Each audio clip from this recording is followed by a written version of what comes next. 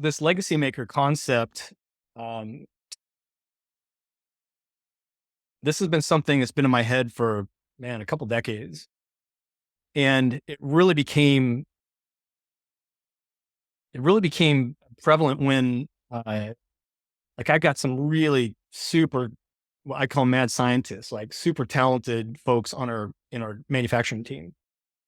And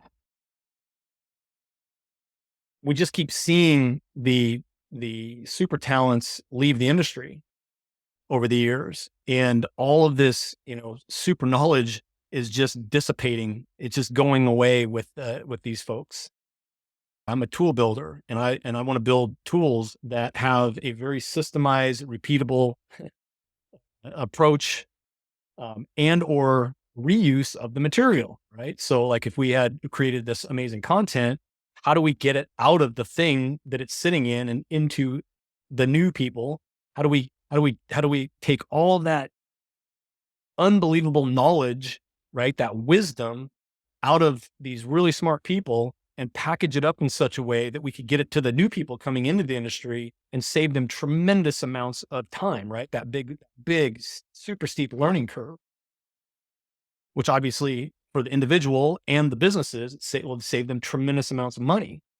So how do we get that wisdom packaged properly? And that was like the first premise, the model, right? The thesis I had in this is how do I want the fastest, most elegant way to get the ideas out of a person's head, packaged up and into a market. And that's where I came up with this line, code your genius. And code's an acronym: create, organize it, deploy it, and earn from it, right?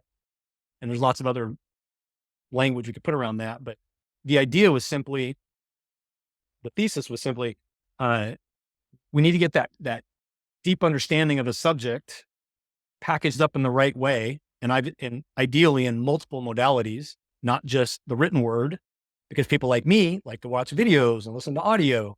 So if we could take a video, then you get video, you get the audio, and then obviously we can transcribe it today easily. And now we get the transcription, and then now we have all kinds of cool AI tools that can take that content and turn it into a nicely organized, well deliverable piece of content.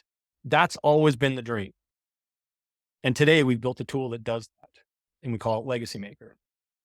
And but it didn't just magically happen. I needed to have a starting point. And so I hired a couple of engineers out of the University of Washington, and I built my own little, software team internal to our company. And we just started. I didn't know how to build a software company. And I didn't know how we were going to, accomplish this thing. I just knew I had a thesis. I knew there was a market for it. And this thing started out as basically a tool to just basically capture SOPs, standard operating procedures, and package up in, sort of a simple level on how we go about doing a certain thing, right? So processes and procedures. And so that was the genesis.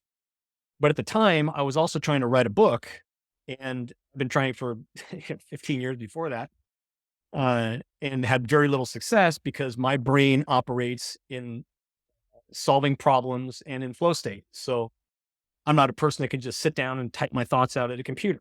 Today, I'm much better at it, but I am, because I've built this package of tools that now help me, and have now built this framework in my mind to help deliver a message cleaner and more efficient and consistent from the the first go. We built a full web based, client side, firewalled, uh, uh, client portal, if you will, that you could capture all of your digital recordings in there. But then we needed a way to, that was the capture, that's the C part. Then we needed a way to organize them. So we built a full navigation system, which was basically an icon based model where you could type a title. And then, like I do, I go out and hike. And then I would say, okay, these are the 10 things I want to talk about. I'd create an icon with the subject matter and the title. And then I'd push the button, push record, and I'd just go download into that. So that ended up being, the navigation model took it to the next level, because now we had some organization around it.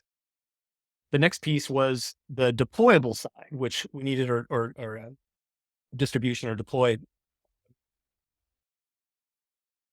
And so we took this idea, now that we had the organization, and now we had to have some type of editing system behind it.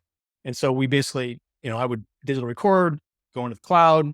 My team then would take all my ideas. We created a whole um, a team editing platform, so we could identify what level the composition was at any given point. And so very quickly, I was like, well, this isn't very efficient. I need a text back to speech so I could listen back to what was edited. Because again, I'm a person that needs to be in motion, and that's where I do my best creative work. And so, and we built a text to speech system back.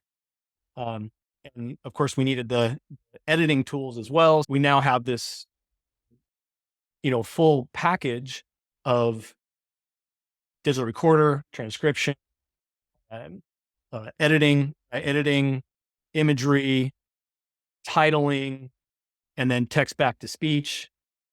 And so now that we have the whole creation tool, if you will, we need to have a deliverable machine, if you will.